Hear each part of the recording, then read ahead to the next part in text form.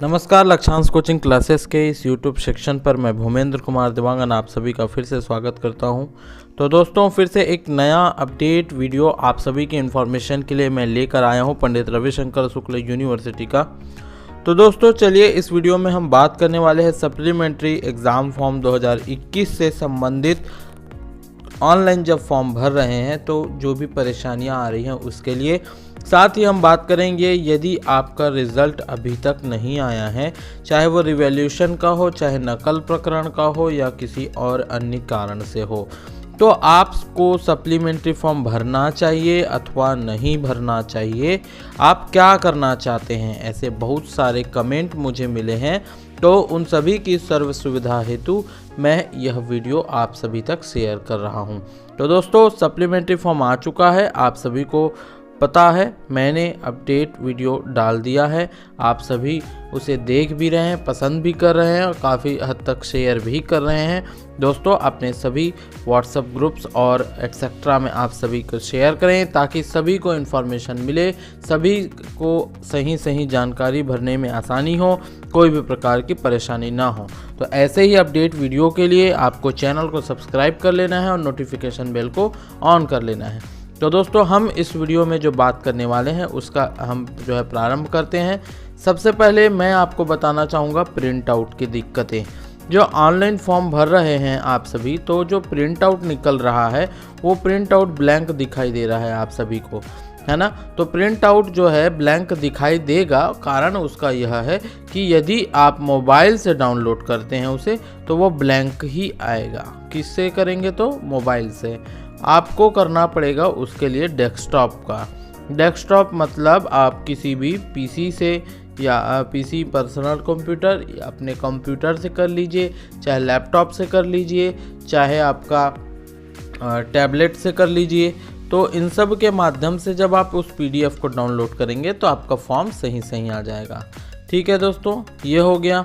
इसके बाद इनरोलमेंट का डालने का दिक्कत। तो दोस्तों, जिसका एनरोलमेंट नहीं दिया हुआ है अपने मार्कशीट में वो ध्यान से देखें, एनरोलमेंट के बगैर नहीं रहता है। प्राइवेट वालों का भले इनरोलमेंट नंबर सही नहीं होता है, जैसे कि जिस ईयर में दिलाए हुए हैं, जैसे कोई 21 में दिलाया है तो 21 ऑब्लिक करके उसमें क्या दे दिया रहता है, उसका यहाँ पर रोल नंबर को लिख दिया रहता है 13519 ऐसा। तो यही उसका इनरोलमेंट डेट हो जाता है। तो दोस्तों, ये जो है इनरोलमेंट डेट आपको डालना है, ठीक है, वो दिया ही रहता है आपके उसमें। ये हो गया। उसके बाद ऑनलाइन में और क्या दिक्कत आ रही है? बाकी कुछ नहीं है। प्रिंट आउट का कभी कभी क्या होता है, जैसे आप पेमेंट करते हैं, पेमेंट करने के बाद प्रिंट करके ऑप्शन तुरंत नहीं आता है। पेमेंट सक्सेसफुल वगैरह सब दिखा दिया, प्रिंट नहीं आता है। तो आपको क्या करना है? लॉग आउट कर लेना है। लॉग आउट करने के बाद फिर से आप लॉग इन करें और उसके बाद आपको वो प्रिंट का ऑप्शन दिखा देगा। ठीक है, लेकिन थोड़ा सा आपको सब्र रखना है, ठीक है। तो का खास तौर पर रिवैल्यूएशन वालों का, क्योंकि रिवैल्यूएशन का अभी तक रिजल्ट नहीं आया है, एक ही पीडीएफ आया है और भी लोगों का रिजल्ट आना बाकी है रिवैल्यूएशन का। तो जाहिर सी बात है पीडीएफ और आएगी तो वो सप्लीमेंट्री के फॉर्म भरेंगे या नहीं भरेंगे। इसके लिए यहाँ पर आप सभी को क्लियर कर दूँ, यह है नोटिफिकेशन उसका जो आया था स्टार्टिंग में। तो दोस्तों, यहाँ पर क्लियर कर दिया था आपको फॉर्म भरना है prsu.unu.in से। उसके बाद हम बात करेंगे यहाँ पर कि पूरक परीक्षा का आवेदन का हार्ड कॉपी आपको जमा करना है, वो भी 30 रुपये के साथ। अब हम बात करेंगे पूरक की पात्रता का, कौन कौन इस एग्ज़ाम को दिला पाएगा। यूजी के ऐसे परीक्षार्थी जो 2020 की वार्षिक परीक्षा में पूरक की अर्हता रखते हैं, एलिजिबिलिटी जो होगी वो सप्लीमेंट्री की होगी, तब वही परीक्षार्थी आवेदन करेगा जिसने विषयों, प्रश्न पत्रों, अनुक्रमांक का उल्लेख करेंगे जो वार्षिक परीक्षा 2020 अंक सूची में दर्ज है। वे पूरक परीक्षा 2021 में पूरक परीक्षार्थी के रूप में शामिल होंगे। वही सब डिटेल आपको डालना है जो आपके वार्षिक परीक्षा में था, ठीक है। इसके बाद जो रिजल्ट नहीं आया उसके लिए यहाँ पर 4th पॉइंट आता है पुनर्मूल्यांकन, पुनर्गणना, नकल प्रकरण, रोके गए प्रकरण। पुनर्मूल्यांकन मतलब रिवैल्यूएशन और पुनर्गणना मतलब रिटोटलिंग। नकल प्रकरण तो आप जान रहे हैं, ठीक है, और रोके गए प्रकरण विथ हेल्ड, तो किसी कारण से रोके गए हैं। तो ये जो चारों कैटेगरी के स्टूडेंट्स हैं उनको एग्ज़ाम फॉर्म भरना है कि नहीं सप्ली का, इस पर हम चर्चा कर रहे हैं। तो इस टॉपिक को हम पढ़ लेते हैं पहले, उसको फिर आसानी से मैं समझा देता हूँ। वे परीक्षार्थी जिन्हें पुनर्मूल्यांकन पुनर्गणना हेतु आवेदन किया है, आप में से कुछ ऐसे विद्यार्थी हैं जो रीटोटलिंग के लिए रिवैल्यूएशन के लिए आप लोगों ने एप्लीकेशन डाला था। रिवैल्यूएशन वालों का रिजल्ट कहीं तक अभी नहीं आया है, कुछ का आया है, और रीटोटल वालों का पूरा रिजल्ट आ गया है। तो अगर इन दोनों का आवेदन किया है तथा जिसने नकल प्रकरण में फंसा है और या तो किसी अन्य कारण से आपके परिणाम को रोक दिया है, अब ऐसे परीक्षार्थी क्या करेंगे, परीक्षा परिणाम जारी होने के पश्चात यदि उन्हें फेल होने से पूरक की पात्रता प्राप्त होती है, ऐसे छात्र जो ये आवेदन किया है, चाहे वो रीटोटल का हो रिवैल्यूएशन का हो, और अगर वह फेल था तो किया रहा होगा, तो वो अब आ गए क्या, सप्लीमेंट्री। हो सकता है सप्ली रहा होगा रिजल्ट और वो पास होने के लिए डाल दिया है फॉर्म को, तो भी से तो ऐसे परीक्षार्थियों को परिणाम घोषित होने अथवा अंक सूची प्राप्त होने की तिथि से 7 दिनों के भीतर जो भी पहले हो विलंब शुल्क के साथ आवेदन पत्र जमा कर सकते हैं। समझ आ गया? आपका रिजल्ट आएगा या फिर आपको अंक सूची प्राप्त होगी उसके 7 दिनों के भीतर, चाहे अब दोनों में से कोई भी हो सकता है, पहले चाहे वो परिणाम भी आ सकता है चाहे अंक सूची, ठीक है। कंडीशन को मत आकिएगा कि अंक सूची कैसे आ जाएगा, वो चीज़ आपको ध्यान नहीं देना। आपको क्या बोला जा रहा है, आपका रिजल्ट आएगा जिस दिन, या अब देखो तुरंत तो मार्कशीट तो आता नहीं है, पीडीएफ बस आता है, मार्कशीट आपकी तुरंत अपलोड होती नहीं है, किसी किसी का बस हो जाता है। तो देखिएगा इन दोनों में से जो भी पहले हो, तो उसके 7 दिनों के अंदर आपको कुछ भी हो इन दोनों में से, आपको 100 रुपये विलंब शुल्क के साथ, लेट फीस के साथ परीक्षा में आवेदन पत्र आप जमा कर सकते हैं। ये यहाँ पर बताया गया है। समझ आ गया? क्लियर?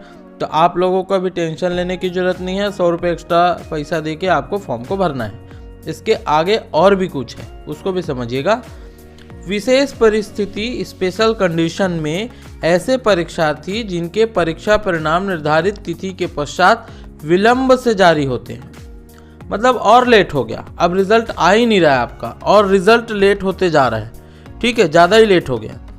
तो जैसे जिस दिन एग्ज़ाम होना है, जैसे टाइम टेबल में बाय द वे हम बोल दे रहे हैं कि 1 मार्च से आपका स्टार्ट है एग्ज़ाम, तो देखिएगा यहाँ पर हम बोल रहे हैं कि विशेष परिस्थिति में ऐसे परीक्षार्थी जिनके परीक्षा परिणाम निर्धारित तिथि के पश्चात विलंब से जारी होते हैं और लेट हो गया आपका, और ज़्यादा लेट हो गया, तो लेट हो गया, तो जैसे आपका एग्ज़ाम कब है, 1 मार्च से है और आपका एग्ज़ाम फॉर्म का डेट भी ख़त्म हो गया है, तो लास्ट उससे पहले दिन क्या पड़ रहा है, 28 फरवरी पड़ रहा है। तो 28 फरवरी तक भी आप बिना विलंब शुल्क के पूरक परीक्षा आवेदन पत्र विश्वविद्यालय की अनुमति के पश्चात जमा कर परीक्षा में सम्मिलित हो सकते हैं। इस लाइन का अर्थ को समझिएगा। क्या बोला जा रहा है कि यदि आपका एग्ज़ाम फॉर्म का लास्ट डेट ख़त्म हो गया, उसके बाद भी आपका अभी तक रिज़ल्ट ही नहीं आया और 1 मार्च से पेपर है, तो आपका 28 फरवरी को भी एग्ज़ाम फॉर्म भर सकते हो आप, लेकिन उसके लिए की ज़रूरत होगी विश्वविद्यालय की अनुमति। और ये विश्वविद्यालय की अनुमति कैसे मिलेगी, तो इसके लिए असुविधा होती है बाहर जो रह रहे हैं छात्र, जो रायपुर में नहीं है उनके लिए। अगर रायपुर में रह रहे हैं तो आपको जाना है यूनिवर्सिटी, और यूनिवर्सिटी जाके डायरेक्टली आपको ऑफलाइन भी फॉर्म भर सकते हैं वहाँ पर जाके, या तो फिर वहाँ से जाके परमिशन ले लेंगे और परमिशन लेने के बाद आप उसका आवेदन जमा कर सकते हैं ऑनलाइन, ऐसा होता है, और उसमें आपको लेट फीस भी नहीं लगेगा। तो क्लियर हो गया दोस्तों आप सभी को। अगर आपका रिज़ल्ट अभी नहीं आया है तो जिस दिन रिज़ल्ट आएगा या तो मार्कशीट जारी होगी, उसके 7 दिनों के अंदर आपको, चाहे वो एग्ज़ाम फॉर्म का लास्ट डेट हो जाए रहे चाहे मत हुए रहे, अगर हो जाए रहता है लास्ट डेट तो 100 रुपये विलम्ब शुल्क लगेगा, और अगर नहीं हुआ रहता है तो आप तो एग्ज़ाम फॉर्म भर ही सकते हैं, वो भी सही में। ठीक है, तो आपका अगर पुनर्मूल्यांकन का रिवॉल्यूशन का रिजल्ट अभी तक नहीं आया है तो डोंट वरी, आप सभी के लिए 1 हफ्ते का समय और होता है जब आपका रिजल्ट आ जाता है। समय पर रिजल्ट आ गया तो अच्छी बात है, नहीं आई तो फिर आपको 100 रुपये एक्स्ट्रा करके फॉर्म भरना है। ठीक है, और अगर विशेष परिस्थिति हो गई, अगर यूनिवर्सिटी रिजल्ट जारी नहीं किया है तो आपको क्या करना रहेगा कि यूनिवर्सिटी का वहाँ पे से अनुमति लेना होगा और उसके बाद आप परीक्षा फॉर्म जमा कर सकते हैं। आई थिंक अब आप सभी को क्लियर हो गया होगा। एक विद्यार्थी पूछ रहा था कि परीक्षा शुल्क विवरण क्या है, तो यहाँ पर दिया हुआ है भाई, यहाँ से देख लेगा वो। ठीक है, इस PDF को मैंने पहले भी आपको ये नोटिफिकेशन वाले वीडियो में नीचे डिस्क्रिप्शन में दिया है, इसमें भी दे दूँगा, आप उससे लिंक से डाउनलोड भी कर सकते हैं चाहे तो। और इस इन्फॉर्मेशन को सभी तक शेयर करें ताकि कोई भी कन्फ्यूज़न ना हो किसी को। बहुत बहुत धन्यवाद। Lakshyansh coaching classes.